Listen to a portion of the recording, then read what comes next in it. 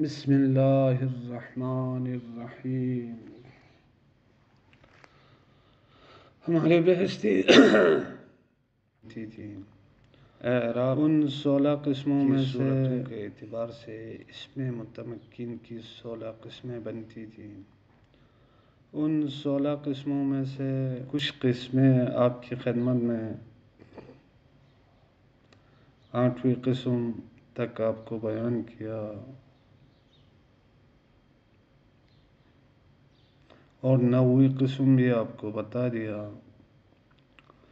آج 10ویں قسم ہے، وہ جمع مذکر سالم ہے۔ جمع مذکر سالم ہر اس جمع کو کہتے ہیں جس کا جمع بنایا گیا ہو واو اور نون کے ذریعے یا ما قبل مکسور اور نون کے ذریعے بنایا گیا ہو۔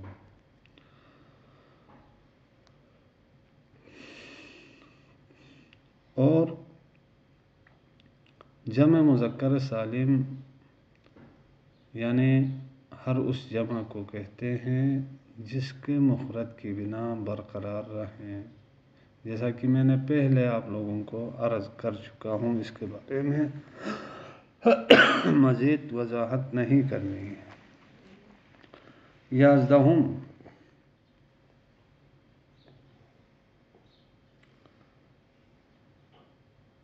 11ویں نمبر پہ اولو ہے۔ اولو کو ملحقات جمع کہتے ہیں۔ یہ بھی جمع مذکر سالم کا اعراب لیتا ہے۔ اس پہ بھی جمع مذکر سالم کا اعراب آ جائے گا۔ اسی طرح وہ 12ویں نمبر پہ 20 سے لے کے 90 تک کے عدد، یعنی کیا مطلب 20 30 40 50 60 70 80 90 ان کا اعراب کیا ہے؟ ان تینوں کا جمع مذکر سالم اولو اور 20 اور 20 کے ہم نظائر کا اعراب کیا ہے؟ تو فرماتے ہیں رفع شان بے واو ما قبل مضموم باشد۔ ان تینوں کا اعراب یہ ہے کہ رفع ہوگا ایک ایسے واو کے ساتھ جس سے پہلے والے حرف کو ضمہ دیا گیا ہو۔ وہ نصب و جر، اور ان کے نصب اور جر کی شان یہ ہے کہ ایسی یا کے ساتھ جس سے پہلے والے حرف کو کسرہ دیا گیا ہو، یعنی مطلب حالت رفع میں ایسا واو آئے گا جس سے پہلے والا حرف کو ضمہ دیا گیا ہوگا، اور حالت نصبی اور جری ایسے یا کے ساتھ کہ جس سے پہلے والے حرف کو کسرہ دیا گیا ہو۔ یہ کسرہ علامت جر ہے، یہ یا علامت جر ہے، یہ یا علامت نصب ہے۔ اسی طرح واو علامت رفع ہے۔ چون جیسے جاء مسلمون، میرے پاس آئے مسلمان مرد۔ اب یہ مسلمون فاعل جاء ہے اور جاء نے اس کو رفع دیا ہے۔ رفع کی علامت کیا ہے؟ واو ہے، چونکہ مسلم سے مسلمون جمع مذکر سالم ہے۔ اسی طرح جاء اولو مال، یہ عطف ہے، ویسے تو وہ اولو مال مسلمون پہ عطف معطوف کا اعراب ایک ہوتا ہے۔ اسی طرح وہ 20 بھی عطف ہے، لیکن آپ کو سمجھانے کے لیے میں الگ لا رہا ہوں۔ جاء اولو مال، آیا صاحب مال۔ اب دیکھو جاء نے اولو کو رفع دیا اور رفع کی علامت واو ہے۔ جاء 20 رجلا، آئے 20 مرد۔ اب یہاں دیکھیں 20 واو ما قبل مضموم ہے اور یہ جاء کے لیے فاعل بن جائے گا اگر الگ لائیں تو۔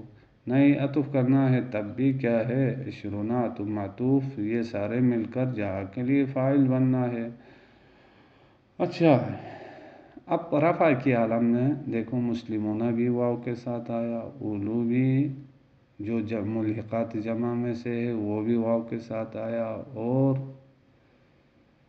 عشرات میں سے عشرونہ یہ بھی واو کے ساتھ آیا ہے، یہ اس کو بھی جمع مذکر سالم کے ساتھ ملحق کیے ہیں۔ آگے چلیں، ورأیت مسلمین، میں نے مسلمانوں کو دیکھا، وَأُولِي مَالٍ اور صاحب مال کو دیکھا، وَعِشْرُونَ رَجُلًا اور میں نے 20 مردوں کو دیکھا۔ اب اس میں بھی آپ غور کریں گے تو مسلمون سے مسلمینہ بنایا ہے، چونکہ حالت نسبی جری میں جمع مذکر سالم یا ما قبل مکسور کے ساتھ اور نون کے ساتھ آتا ہے۔ تو اب کیا ہے، رائتو کے لیے کیا چاہیے، مفعول چاہیے، لہٰذا مسلمینہ کو نصب دیا۔ نصب کی علامت کیا ہے، یا ما قبل مکسور ہے، یا ہے۔ وَرَأَيْتُ أُولِي مَالٍ اور میں نے صاحب مال کو دیکھا۔ اب کیا ہے اس میں، اولی مالن، اولی اضافہ ہے مالن کی طرف، اور یہ اولی حالت رفع میں آیا ہے، چونکہ فاعل بنے گا کس کے لیے، نہیں اولی مالن مفعول بنے گا کس کے لیے، رائتو کے لیے۔ وعشرین رجلاً یہ عشرین بھی مفعول بنے گا کس کے لیے، رائتو کے لیے۔ اور یہ تینوں کے تینوں یا کے ساتھ آئے ہیں، چونکہ یا نصب کی علامت ہے حالت نصبی میں، کہاں، جمع مذکر سالم اور اس کے ملحقات میں۔ آگے چلیں، وَمَرَرْتُ بِمُسْلِمِينَ وَأُولِي مَالٍ وَعِشْرِينَ رَجُلًا میں گزر گیا مسلمان مردوں کے پاس سے، صاحب مال کے پاس سے، اور 20 مردوں کے پاس سے۔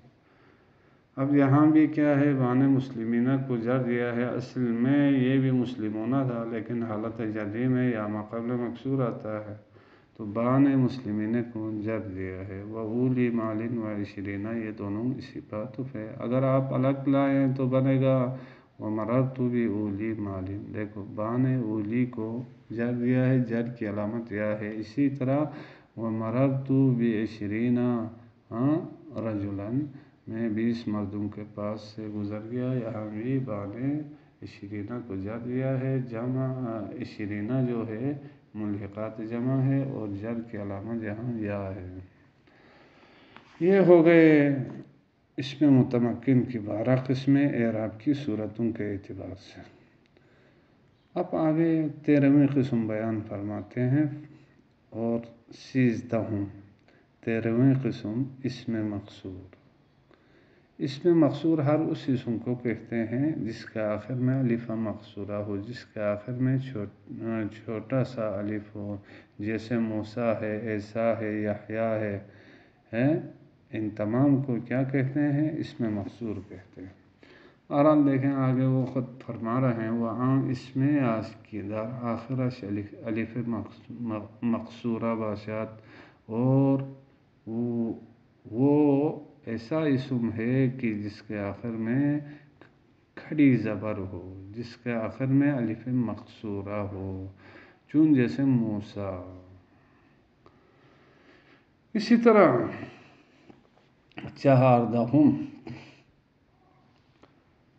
14ویں نمبر پہ غیر جمع مذکر سالم مضاف و یا متکلم،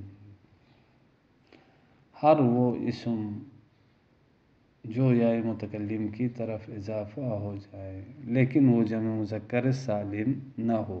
اگر جمع مذکر سالم ہو تو اس کا اعراب اور آ جائے گا، اس لیے جمع مذکر سالم کے علاوہ ہر وہ اسم جس کو یا متکلم کی طرف اضافہ کیا جائے۔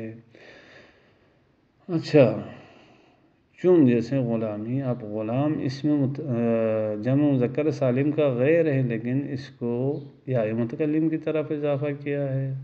اسی طرح مالی کہیں، میرا مال، ثوبی کہیں، یدی کہیں، اخی کہیں، جتنے بھی اسماء کو آپ اضافہ کرتے ہیں کس کی طرف، یا متکلم کی طرف، سوائے جمع مذکر سالم کے۔ تو یہ دو ہو گئے، ایک اسم مقصور، ایک ہر وہ اسم جو ہے متکلم کی طرف اضافہ ہو لیکن وہ جمع مذکر سالم نہ ہو، تو ان کا اعراب کیا ہوگا؟ تو فرماتے ہیں رفع شان بتقدیر ضمہ باشد والنصب بتقدیر فتح وجر بتقدیر کسرہ۔ فرماتے ہیں ان کا اعراب کی شان یہ ہے کہ رفع کا ہونا، رفع کی شان یہ ہے کہ ضمے کے تقدیر ہونے کے ساتھ، اور نصب کی شان یہ ہے کہ فتح کے تقدیر ہونے کے ساتھ، اور جر کی شان یہ ہے کہ کسرے کے تقدیر ہونے کے ساتھ۔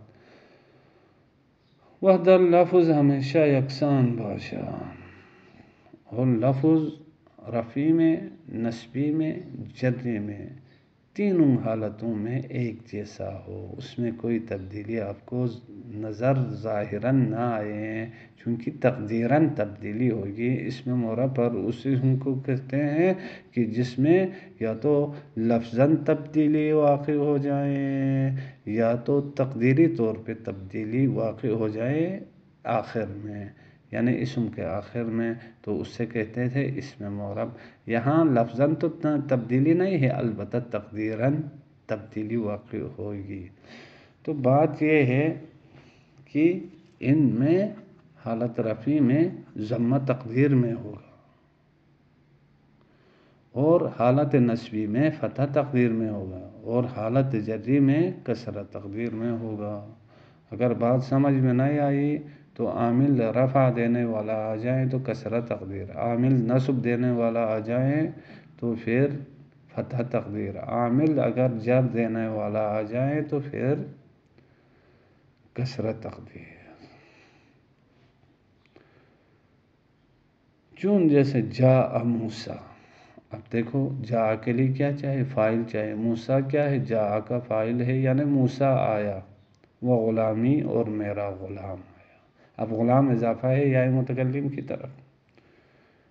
اب یہ عطف معطوف فاعل جاء ہے، تو ان میں رفع کی علامت کیا ہے؟ تو رفع کی علامت موسیٰ کے الف میں ضمہ تقدیر میں ہے، یہ الف ضمے کے آنے سے رکاوٹ بن گیا ہے۔ اسی طرح غلامی میں میم کے نیچے کسرہ، وہ ضمہ میم کے اوپر ضمہ تقدیر میں ہے، چونکہ یا سے پہلے کیا ضروری ہے؟ کسرہ دینا ضروری ہے، اس کسرے کی وجہ سے وہ ضمہ نہیں آ سکتا ہے۔ لہذا غلامی کے